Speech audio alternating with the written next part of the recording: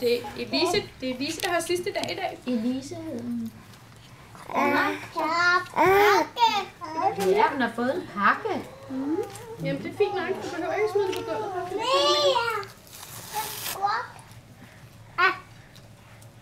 Klisterbånd. Mere hvad? Du kan kigge på bordet.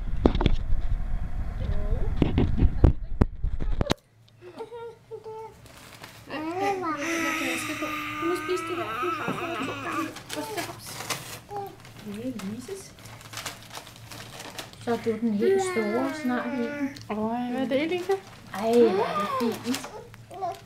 Ej. Nej, en bog.